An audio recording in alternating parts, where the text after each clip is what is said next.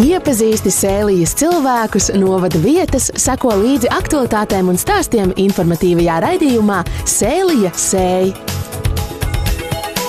Ļoti bieži esam runājuši ar uzņēmējiem šeit Radio 1 ēterā par viņu smago ceļu, uzsākot savu saimniecisko darbību. Mūsu valstī nav nemaz tik viegli atrast palīgus, bet ir viena iestāde, kas tieši ar to nodarbojas. Valsts attīstības finanšu institūcija Altum. Es pieļauju, ka daļa Radio 1 klausītāji ir dzirdējuši tādu nosaukumu.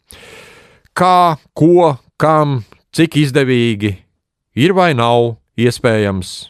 Par to šodienas raidījumā Sēlīsē Radio 1 ētrā, Jēkabpilī 107,0 FM, Preļu pusē 91,6 FM un internetā radio1.lv. Studijā Māris Žigats. Šodien raidījumā piedalās Ilze Rumba, Altuma eksperte. Sveicināti!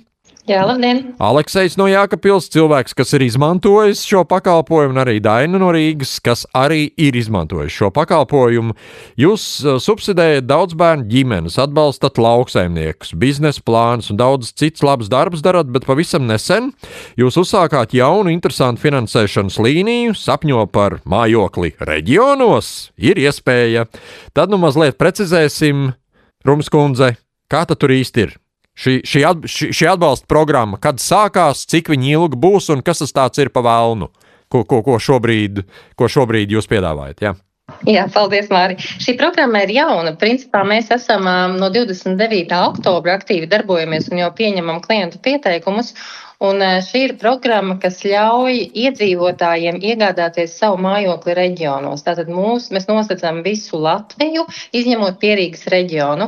Un tas mērķis ir, lai jebkurš, kurš šobrīd vai nu īrē, vai ir noskatījis savu mājokli, vai vienkārši vēlas iegādāties viensētu nākotnē, jebkādiem nolūkiem, vai saimnieciskai darbībai, vai nākotnē vienkārši attīstīt savu ģimenes īpašumu, tad mēs šobrīd kā Altums piedāvājam viņiem aizdevumu.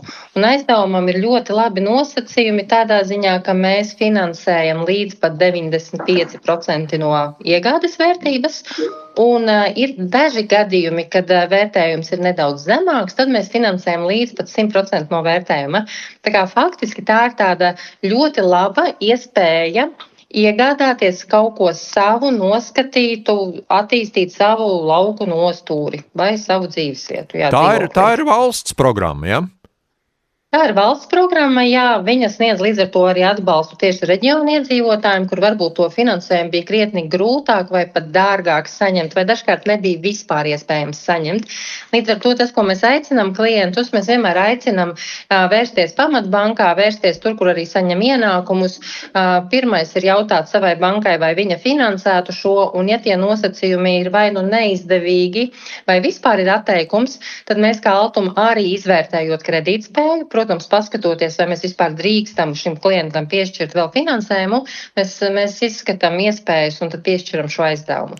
Jo tas nav instruments, ar ko mēs ar bankām konkurējam. Mēs noteikti to nedaram.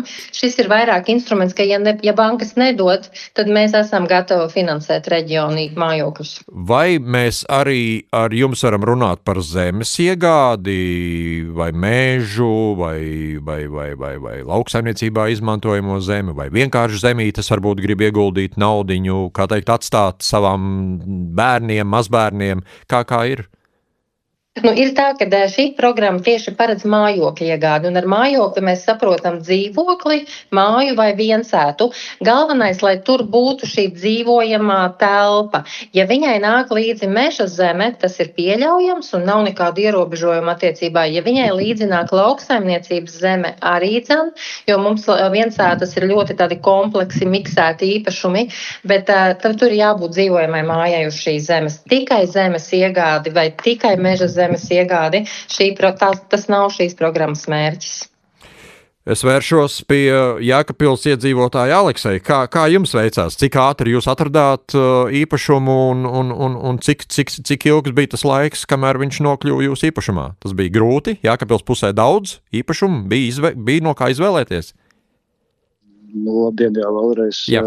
Pa lielam jau bija tā, ka tas īpašums jau atrodas blakus man jau esošajam zemes gabalam un sen jau, teiksim, kaut gadus 4 iepriekš jau es biju viņu noskatījis, tikai tur veicām sarunas un tad sanāca tā, ka decembrī ja es nekļūdos aptuveni provizoriski, ka decembrī viņa teica, ka to īpašumu pārdošot, un principā janvārī vai februāra vidū mēs jau bijām pie notāra palielam.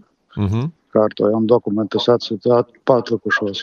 Vai apskatījāt arī kādus citus variantus, vai tieši bija konkrētā māja, vai bija arī padomā, kas cits izvēle bija liela? Jūs painteresēties? Vispār Jēkabpils pusē ir daudz, ko iegādāties? Brīvi īpašumu. Palielam, ja mēs runājam par lauku viensētām Jēkabpils novadā vai Jēkabpili vispār pašā. Ir diezgan skumbja situācija ar viņām. Vai ir pilnīgi katastrofālā stāvoklī, vai arī atkal otrādāk cena ir diezgan pārmērīgi dārga, teiksim. Un izvēle nav liela. Tādas pienākošas, teiksim, mājas, kuras tieši pašam pie sirds ir, teiksim tā. Daina, kā jūs no Rīgas nolēmāt, ka jums vajag laukos īpašumu? Kas kalpoja par dzenuli? Vai pat esat rīdzniece vai no laukiem? Es esmu pati rīdzniece, bet mans vīrs ir no laukiem, no Viesītes. Un par cik mums aug 3 bērni, tad jau kādu laiku domājam, ka īstenībā tādā ilgākā termiņā gribētos pārākties dzīvot uz laukiem, tuvāk arī ir vecākiem. Un īstenībā mēs tos variantus skatījāmies jau vairākus gadus. Un mums ir specifiskas vajadzības, mums gribējās diezgan lielu to īpašumu, gan lai zeme ir pietiekami daudz, gan lai pat māja ir tāda pietiekami liela. Un tad beidzot atradām to īpašumu, kas atbilst mūsu prasībām, un sākam skatīties tās finansēšanas iespējas.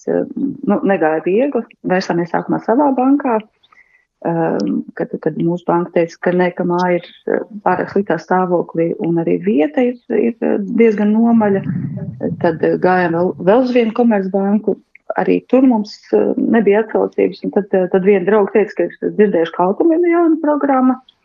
Tad atnācām, pieteicāmies un mums ļoti, ļoti paveicās. Mēs nezinām, ka Automīna ir arī tāda valsts programma, kas ir atbalstam ģimenēm ar bērniem, un tā kā mums ir 3 bērni, tad mums bija vēl papildus finansējums. Līdz ar to mums mājas iegādē pašiem nebija jāiegulda nekas, neviens cents. Jā, runājot par īpašumu izvēli, bija grūti atrast, kā bija tas piedāvājums, kāds šobrīd ir jūsu pieredze noteikti. Es pieļauju, ka jūs apskatījāt nevienu 10 īpašums. Jā, mēs apskatījām tiešām daudz. Mums tiešām negāja viegli, bet mums, tā kā Aleksis ir teikt, ir tās prasības, ir kaut kādas vēlmes konkrētas. Ja būtu tā, ka jebko mēs būtu gatavi pirkt un varbūt arī tālāk no Viesītes, tad varbūt mums būtu gājis vieglāk, bet nebija. Piedāvājums nav liels, un tās pārmaiņas, tā kā nenāk jau klāt ļoti strauji tie pieejamie īpašumi. Tā kā mēs ilgi meklējām, tie bija vairāk gadi. Kādā stāvoklī ir šobrīd tas, kas tiek piedāvāts? Ja būtu teiksim, no 1 līdz 10 baļu sistēmā. Kā jūs novērtējat tie īpašumi, kas tiek piedāvāti? Viņi ir tādi diezgan traģiski vai tomēr, ar nelielu darbu var savest kārtībā viņas? Kā vērtē? Droši vien vidējā sajūta būtu 4-5. Māja, ko mēs izvēlējāmies, viņā teorētiski var iet un dzīvot. Tā ir tiešām vecā, labā klasiskā lauku māja, raku un malkas apkuri.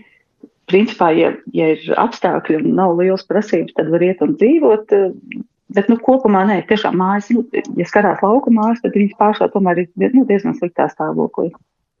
Rumbas kundze, jūs minējāt to, ka jūs izvērtējat, kādā stāvoklī ir īpašums. Kur ir tā galējā robeža, kad jūs sakat, nē, draugs mīļais, mēs tev nevaram palīdzēt, jo tur ir tikai, 4 sienas, ja, un tur pat jumta vairs nav. Kur ir tā galējā robeža, kad jūs sakat, nē?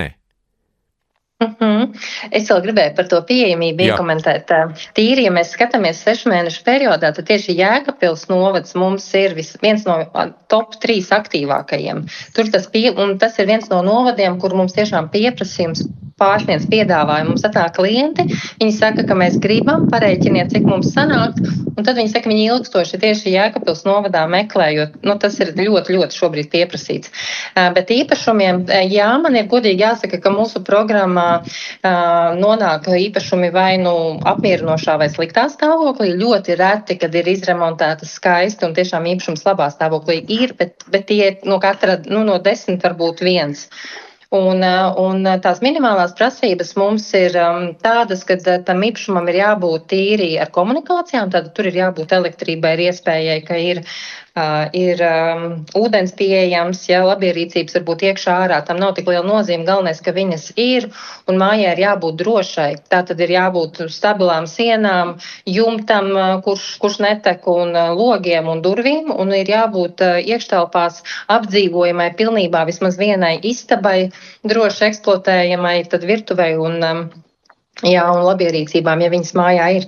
Tā, lai cilvēki, kas viņu iegādājas, var uzreiz iet un vismaz vienā istabā dzīvot. To jūs eksperti izvērtē, ja? Viņi dodas uz vietu? Mums vērtētāji izvērtē.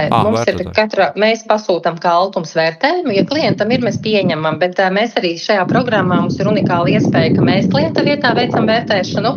Mūsu vērtētāji ir tie, kas rūpīgi apskata arī šo tehnisko stāvokli, atzīmē komunikāciju pieejamību un arī inženieru komunikāciju stāvokli. Un mēs paļaujamies šo ekspertu viedoklim. Mēs pirmīt aizskārām tēmu par zemes iegādi. Jūs neatbildējāt, vai zemi es arī varu iegādāties, vienkārši zemi bez mājas? Nē, Mār, pliku zemi jūs nevarēsiet iegādāties, jo tas nekvalificēs kā mājoklis.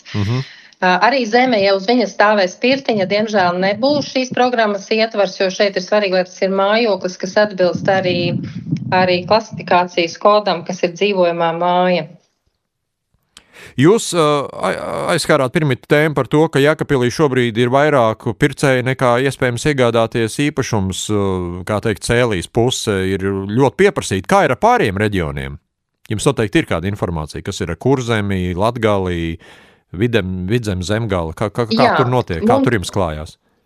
Tie pieprasītākie novadi mums Kurzemē ir Liepājas apkārtne, tātad ap lielajām pilsētām, kur ir attīstītas ražotnes, kur pašvaldība intensīvi domā par jaunām darba vietām. Tie ir tie novadi, kur tiešām ir jūtams trūkums, kur ģimenes interesējās, viņām šobrīd ir pašvaldības dzīvo, ko īrē, bet viņi grib iegādāt savu, viņi zina, ka tā ir vieta, kur viņiem ir darbs un viņi grib palikt. Un tur šobrīd ir tas stāsts, kad nav iespēja nopirkt pat gribot. Un tie ir novadi, kur dažkārt tieši šīs darījuma summas pārsniedz vērtējumus, jo tā vēlme un konkurence uz vienu īpašumu ir liela. Un mums ir arī jāmin vēl situācija, mums ir bijuši vairāki gadījumi, šobrīd tirgus ļoti aktivizējies, kad cilvēki noskata īpašumu, viņi ir gatavi jau braukt un vienoties, un mums jau pat ir aizdevums un līgums, un pēkšņi pārdevējs saka, nē, man liekas, ka es tagad to īpašumu pārdošu dārgāk, un viņi liek viņus atkārtoties vietnē un turpina tirgot, un reizēm pat vienu darījumu ietvaros mums 3 reiz kāp cena tieši šajos pieprasītajos novados. Pēkšņi ir +5, vēl +5 tūkstoši, jo tas pieprasījums ir liels. Kāds ir tas laikposms? Varbūt tas laikposms ir pārāk ilgs, vērtētāji varbūt netik ātri tiek galā ar darbiem, un tad tiek izvērtēta manu finansiālās iespējas, un tā tālāk varbūt to procesu var kaut kā saīsināt, un tad arī tās cenas tik ļoti varbūt nesvārstītos. Nav problēma tanī?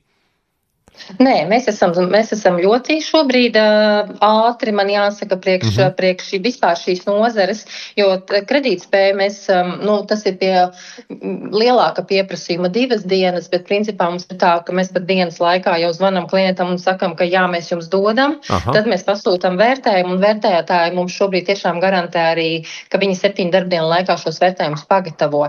Tā kā mūsu tas izvērtēšanas process ir ļoti, ļoti raids. Es teiktu, ka te ir vairāk tā pieprasījuma sajūta, ka ja man vairāk zvana par šo īpašumu, man rodas sajūta, ka es varu pārdot dārgāk. Vai jums ir arī kaut kāda mājokļa, kas ir jau jūsu bankā, teiksim, tāda, ko es varu varbūt zvanīt šobrīd un teikt, jums ir kaut kas, ko piedāvāt man, vai man pašam ir jāmeklē? Jums pašam ir jāmeklē, jo Altumam nav nekustamā īpašuma portfelis, mēs arī netirgojam īpašumus, un šī programma ir tik jauna, kad nav arī, paldies Dievam, bijuši neviens gadījums, kad būtu kādam kaut kas arī atņemts, tā kā. Nē, tas ir vienkārši jāiet tirgū. Bet, zināt, mums pirmie nāca tiešām tie klienti, kur izpirka īres dzīvokļus, līdz ar to es aicinātu vienmēr runāt ar to īpašnieku, ar ko ir noslēgts īres līgums, varbūt, ka viņš ir gatavs jau pārdot. Tie bija pirmie mūsu klienti, tāds liels īpatsvars, un jāsaka, ka ļoti daudz arī pirmie īpašumi mums nāca, kas nekad SSA nebija nonākuši. Tie bija caur draugiem, caur paziņām, varbūt arī Aleksai gadījumā šis bija tas stāsts, kad tiešām kaimiņi zināja, un tie nekad pat tirgošanā nebija izlikti. Kāpēc, jūsuprāt, šāds projekts šobrīd, kāpēc tas nebija pirms kaut kādiem pāris gadiem? Kāpēc šobrīd tas notiek? Ir jums kāds izskaidrojums, valdības politika, visi tagad iesim dzīvot laukos, grūti laiki nāk? Nē, tas bija saistīts ar vispār kreditēšanas apjomiem pēc krīzes periodā, kad Latvijas banka arī izvērtēja, kas notiek Eiropā un Latvijā, un tas Latvijas bankas secinājums 2 gadus atpakaļ bija, ka tiešām tiek ļoti aktīva kreditēta pierīgas novadi, un tur iespēja cilvēkiem ir gan iegādāties diezgan brīvi un par labām cenām pieejami aizdevumi, savukārt reģionos tā kreditēšana bija ļoti minimāla apmērā, un faktiski cilvēkiem nebija iespēja aizņemties, vai tie bija citi finansēšanas instrumenti, kas bija krietni dārgāki. Un tā bija Latvijas bankas iniciatīva, ka ir vajadzīgs šis atbalsta mehānisms, vajag iedrošināt, ka novadi ir droši kreditējami. Un faktiski tas ir arī kā programmas piedzīvoju šobrīd sevi. Un mēs arī redzam, ka tas pieprasījums un klientu interese ir liela.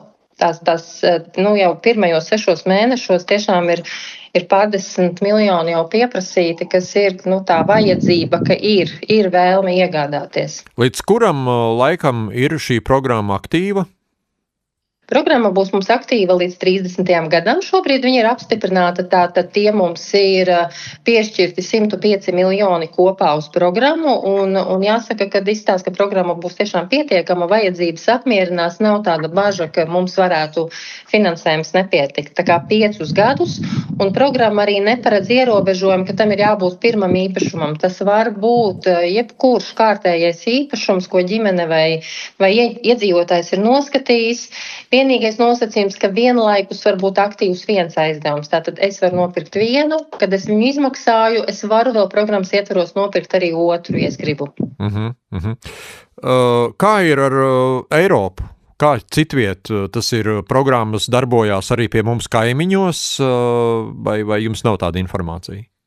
Mums ir. Mēs, lai šī programma vispār varētu iziet, realizēties, mums bija jāsaņem Eiropas Savienības komisijas akcepts, un šī ir unikāla programma ar to, ka tāda viņa šobrīd ir vienīgā. Mēs esam, nosacīti pilotu projekts, kurš iejaucās reģionālajā kreditēšanā un vēlas pārbaudīt to pieņēmumu, ka tur ir potenciāls un ka iespējams ilgtermiņā tas saglabātu to, ka iedzīvotāji vairāk paliek novados, nevis iet uz lielajām metropoles pilsētām. Bet šobrīd mēs esam tāds paraugs. Es domāju, ka uz mūsu rezultātiem arī viņi varētu attīstīties un skatīties Eiropu arī nākotnē.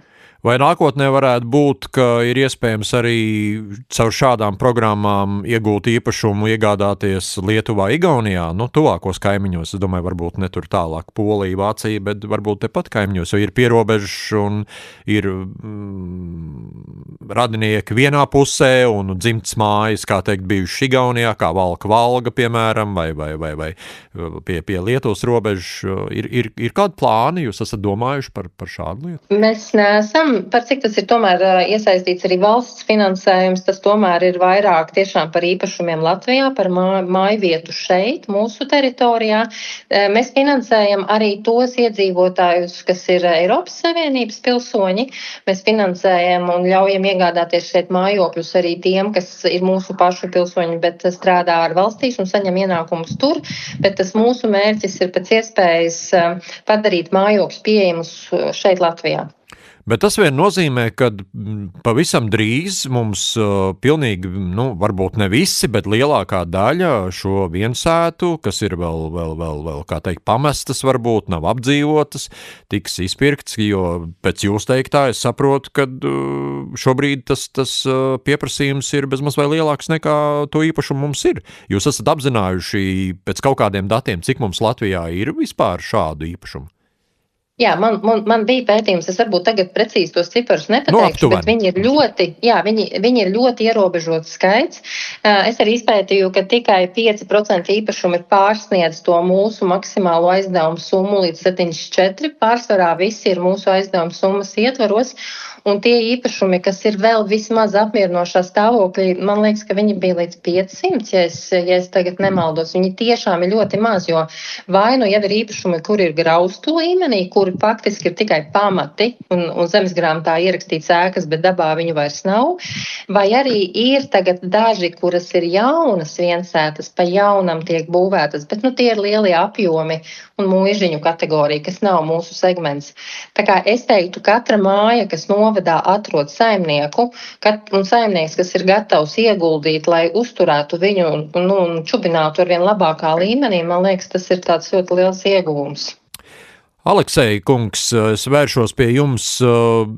Cik ilgā laikā jūs to izdarījāt un vai jūs esat apmierināts ar to, teiksim, ar kvalitāti, ko Altums jums piedāvāja? Viss bija saprotams, viss bija ātri, ērti, viegli, vai tomēr bija arī kaut kāda klupšanas akmeņi, kur jūs īsti varbūt nesapratāties tik labi? Kā ir jūsu pieredze?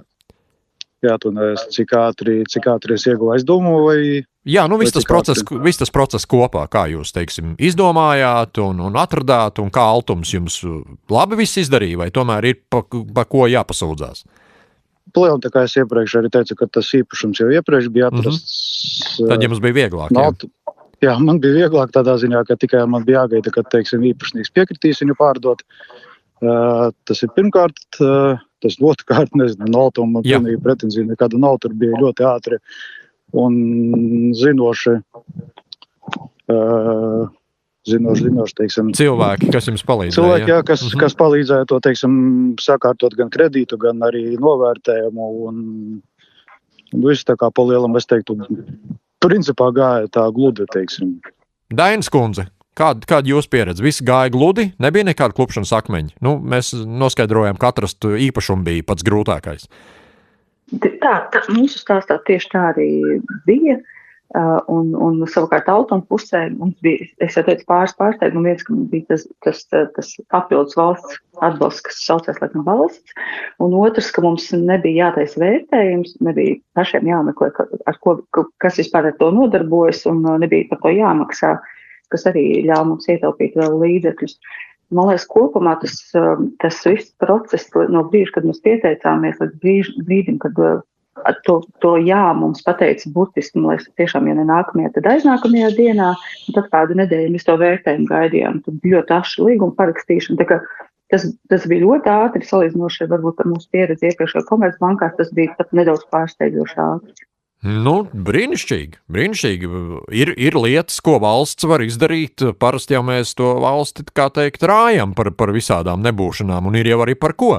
Bet, lai Dievs dod, un kā teikt, šī programma darbojās, un šos lauku īpašumus, kā teikt, arī šīs viensētas izpērk. Vēl viens jautājums, Rumbs kundze, par pilsētu. Es nepajautāju, vai ārpus Rīgas arī pilsētas ir šīs programmas ietveros? Teiksim, Jēkabpils pilsētājs arī var iegādāties kādu? Jā, mums no programmas ir izslēgta tikai Rīga un tiešām tie Jūrmalā un novadi, kas robežojas ar Rīgu, Ādaži nav. Bet viss pārējie novadi un arī reģionālās pilsētas ir. Mums ir tiešām arī Liepāja, arī Jēkabpils, Ogra, Sigulda, visas šīs novados. Tur gan jāsaka, ka parasti pašas dzīvojamās mājas dažkārt ir dārgākas nekā mūsu programmas maksimālais aizdevums, bet tad finansē bankas. Jo mūsu gadījumā 50% man jāsaka interese šobrīd ir par dzīvokļiem. Vispieprasītākais segments mums ir dzīvokļi.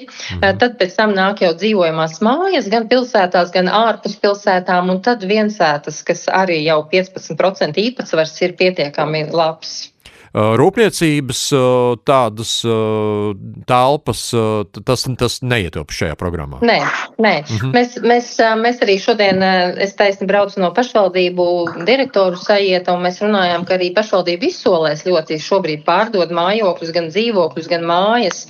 Un tad es taisni stāstīju, ka jā, ir ļoti svarīgi, lai tas būtu mājoklis, industriālās telpas, pienotavas, skolas, mednieku nami, diemžēl nebūs mājokļu kategorijā. Labi, paldies par sarunu, Rumbas kundze. Vēl tikai noslēdzot, kā ar jums sazināties. Varbūt ne personīgi ar jums, bet varbūt kāds grib personīgi ar jums aprunāties. Kur meklēt informāciju, kur tas viss ir pieejams, noteikti internetā, vai ne? To var atrast. Jā, Altuma mājaslapā ir ļoti detalizēta sagatavota gan vispārīga informācija par programmu, ir arī kalkulators, kur paši klienti var paspēlēties un paskatīties, kāds būtu maksājums un kā tas izskatās. Ir arī biežāk uzdotie jautājumi, un arī mums visa pieteikšanās ir elektroniski. Un vēl es gribēju vērst uzmanību, ka ir viens, kad es jau varu pieteikties aizdevumam, man jau ir noskatīts mājoklis, tad es aizpildu pieteikumu, bet šo pašu pieteikumu var aizpildīt arī tie, kuri nav atraduši mājokli, bet viņi grib saprast, cik altums man dotu. Es izgāju dzīvē mums visādi, jā. Es gribu saprast, ka ja mani pārbauda, paskatās manu konta izdruku un visu pārējo, ka, piemēram, altums man saka dotu tur 20,000. Kāds ir mans kredīta portfels, teiksim jā, tā, jā? Un es zinu, ka es ar šo te summu varu skaidri rēķināties un iet meklēt atbilstoši maniem līmenim šo te īpašumu. Tā kā arī tāda iespēja ir, un es aicinu cilvēkus viņu izmantot, un mēs vienmēr arī parēķināsim un iedosim arī pat rakstveidā tādu apliecinājumu, novērtējumu, kas pasaka, kā šī summa ir veidojusies. Vēl viens jautājums, ko es gribēju uzjautāt, vai ir iespējams arī, ka altums iedod man kaut kādus līdzekļus, teiksim, kad man sanāk, ko es varu atļauties no manas finanšu rosības, teiksim, pusmājai un pusi, tā kā es kaut kur citur, arī dalīt ir iespējams kaut kā, vai tikai 100% jūs visam īpašumam esat kreditētāji un nekā savādāk?